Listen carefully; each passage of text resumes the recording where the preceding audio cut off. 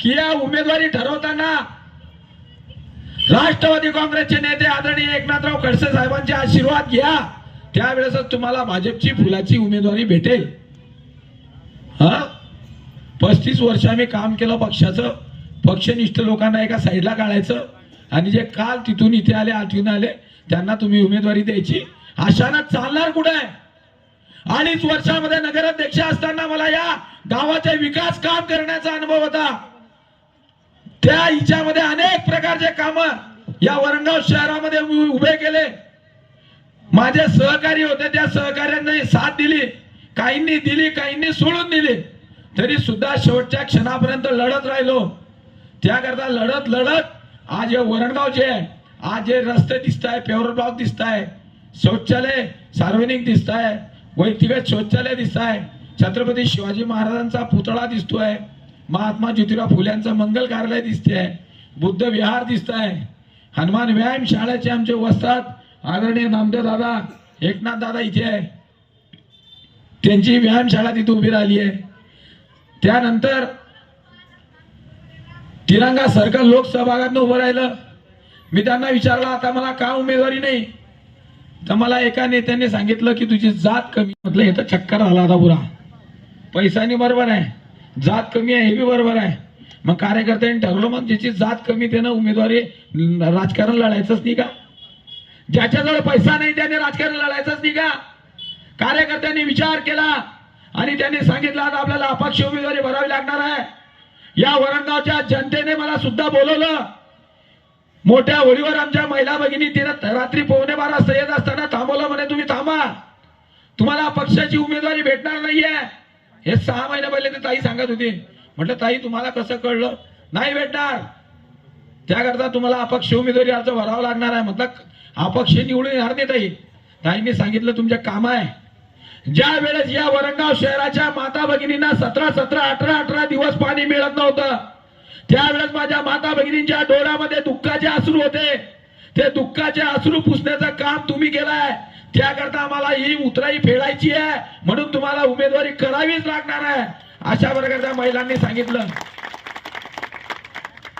आणि म्हणजे जर उमेदवारी जर नाही केली की सर्व बायाला घेऊन तुझ्या घरी चपला घेऊन येते म्हणे। मी म्हटलं बाप्पा चपला घेऊन, म्हटलं हे बाई मावशी मारीन, आईच्या वयाची होती, म्हणजे ही प्रेमाची धमकी त्या ताईंनी दिली। अनेक कार्यकर्त्यांनी म्हटलं आता उभं राहावं लागणार आहे, फॉर्म भरला।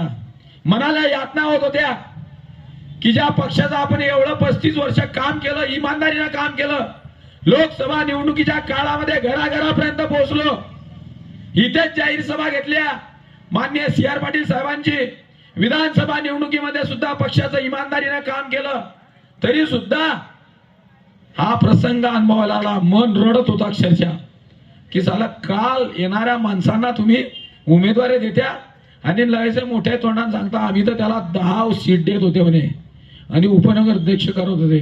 आता फौजदारून आमदार कसं का होणार आहे? मी फौजदारून आमदार होणार आहे का कुशल? बरं म्हटलं 10,000 तुम्हाला उमेदवार द्यायच्या होत्या, फॉर्म तर आम्ही भरून ठेवले होते की नाही? तुमच्या चॉईसनं 21 पैकी 10 काढले असते, त्यांना हे बी फॉर्म नामदेव दादा जोडून दिले असते, विषय मिटला असता की नाही? मी नालाय काय? सुनील काळे नालाय काय?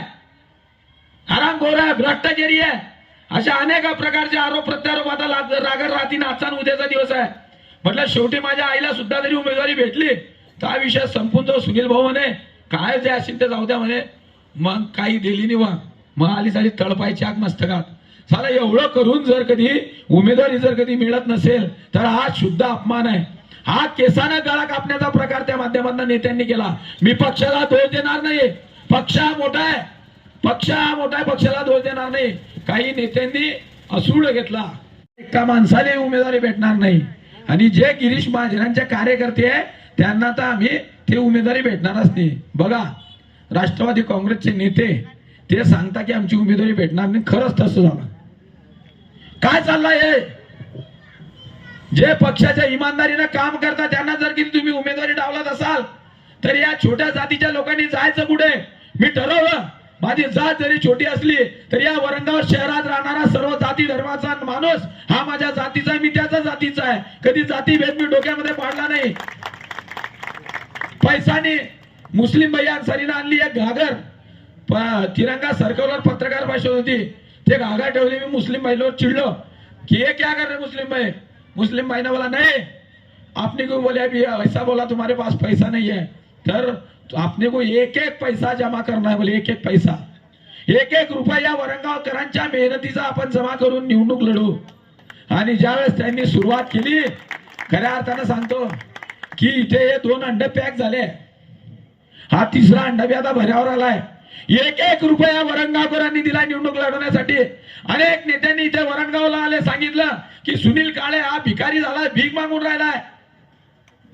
अरे यार, एक एक रुपया आपण प्रभू श्री रामचंद्राचं मंदिर ज्यावेळेस अयोध्येला उभं केलं, त्यावेळेस आदरणीय मोदी साहेबांना सुद्धा वाटलं असतं की एका कॉन्ट्रॅक्टरला जर कधी सांगितलं हे मंदिर उभं राहून जाईल, पण हा संबंध देणाऱ्यांचा आणि या वरणगावकरांचा अपमान त्या माध्यमात देशामध्ये या नेत्यांनी केलाय, याचा निषेध करावा तेवढा कमी आहे. आणि मग म्हटलं की आता सुनील काळे जो आहे कुत्र्याच्या उपवर्गीय कार्यकर्त्याला कुत्रा काय म्हटलं झाला एका प्रकारे. एवढं दिलं म्हणे, त्याला आम्ही ना एवढं दिलं पक्षानं की त्यानं असं काम करायला नको पाहिजे होता. आता पक्षाच्या विरोधात गेला, त्याच्या आईला आम्ही ग्रामपंचायत सदस्य केलं. ग्रामपंचायत सदस्य हे काय पक्षाच्या कमळाच्या फुलावर केलं का? अपक्ष होते त्यावेळेस. आणि ज्या वेळेला या गावाचं सरपंच पद 2.5 वर्षांनी देण्याचं ठरलं, त्यावेळेस 2.5 वर्षात तोंडाला पाने पुसली, ते पद तर दिलंच नाही. त्यावेळेस सुद्धा अपमान केला. म्हटलं जाऊ दे आता, राजे बोले, म्हटलं जाऊ दे आता, विषय बंद करा, नाही तर नाही. मग नगराध्यक्षाचं आलं. नगराध्यक्ष 2.5 वर्षानंतर खुलं झालं. आणि खुलं झाल्यानंतर मग तिथे सांगितलं की बा आता हक्कदार कोण आहे, तर सुनील काळेच आहे. पण काय, त्या राज्याचे मंत्री आले फार्म हाऊसवर, सूतगिरणीवर, आणि तिथे मंत्री मोद्यांनी जाहीर करून टाकलं या गावाचे नगराध्यक्ष दुसरेच. म्हटलं बापा आता आडवी आपलं कामच खराब झालं.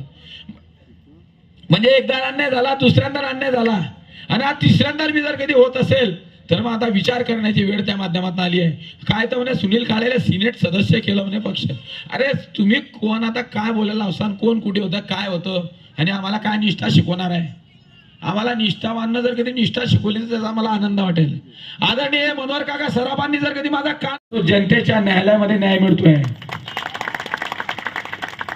त्याकरता नेत्यांचं न्यायालय आंदोलन झालंय. आता जनतेचं न्यायालय जे आहे ते 2 तारखेला तुम्हा तिथे वोट टाकायला येणार आहे. मला विश्वास आहे माझ्या माता भगिनींचा की या न्यायालयामध्ये तुम्ही आमच्या बाजूने नक्की न्याय देणार आहे. या गावाचं नेतृत्व करण्याची संधी तुम्ही आम्हाला देणार आहे. या गावाचं वार्डाचं नेतृत्व संधी करण्याची या माझ्या माता भगिनींना त्या माध्यमातून देणार. मी सर्वांना विनंती करतोय की प्रणिताताई कोण, जनिराबी ताई तो कोण, कोण आकाश, कोण शामराव भाऊ, याच्याकडे नको पहा. मी तुम्हाला शब्द देतोय की या वरणगाव शहरामध्ये विकासाची गंगा आम्ही आणली आहे.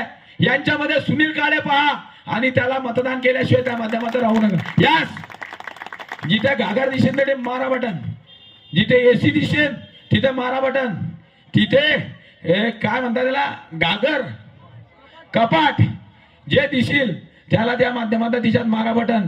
त्याकरता मागे पुढे पाहू नका. या विकासाच्या हिच्यामध्ये आपल्याला सर्वांना सहभागी व्हायचा आहे. शामराव उद्या भाऊले गेले का घडले. काळे हा बंडखोर आहे, त्याला पक्षातनं काढलं पाहिजे असे कोण सांगतात? आदरणीय एकनाथराव खडसे साहेब, महाराष्ट्र राज्याचे माजी मंत्री, आणि त्या गोष्टीचं पालन आमच्या मंत्री महोदयांकडनं त्यांच्या आदेशाचं पालन होते. याचा सारखा दुर्दैव कोणतंच नाहीये. आमच्या मंत्री महोदयांनी सांगितलं की सुनील काळेची आता अकलपट्टी अटळ. जिल्हाध्यक्ष महोदयांना इथं बोलवलं, चंद्रकांत बाविस्कर साहेबांना, आणि त्यांच्या तोंडांना ओतून घ्यायला लागलं की सुनील काळेला आम्ही इथं काढतोय. अरे म्हटलं तुम्ही किती काढलं तरी या मनातून ते जाणार नाहीये.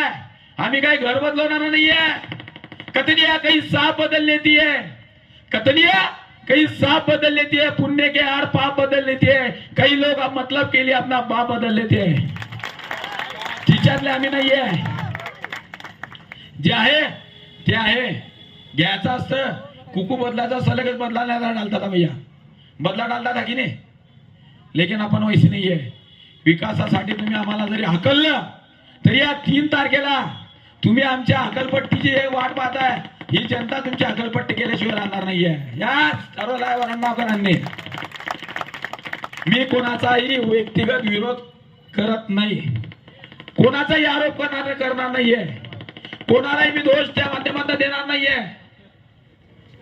कोणालाही दोष देणार नाहीये की आता या पोरांवर अन्याय झालाय, या नेत्यांनी त्यांना ढकलून दिलाय आणि आमची या नेत्यांनी ढकलून दिलाय, आता या लेकरांसोबत आम्हाला राहायचं आदरणीय मेळे सर, या समाजाची असो मुस्लिम समाजाची असो, त्यावेळेस मी त्या अक्सानगर इकडे फिरलो त्यावेळेस त्या मुस्लिम समाजाच्या माता भगिनी म्हणत कोणसा सुनील काळे उसको दिखावा बोले, इस्लामपुऱ्यातून फोन आला मला, एक पोरगा आला पळत पळत, भाई तो को आना है, म्हटलं का अरे भाई, म्हटलं साला कुछ तो भी लोचा होगा साला ये, मैंने मतलब भाई आता नहीं, 2 मिनट के अंदर मैं इस्लामपुरे में गया, जब मैं गया तिथे गेलो तर तिथे 5, 25, 50 महिला डायरेक्ट बाहेर, म्हटलं आता काहीतरी झालं नाही, त्यानं सांगितलं, मग ते एक नाणी भेटले,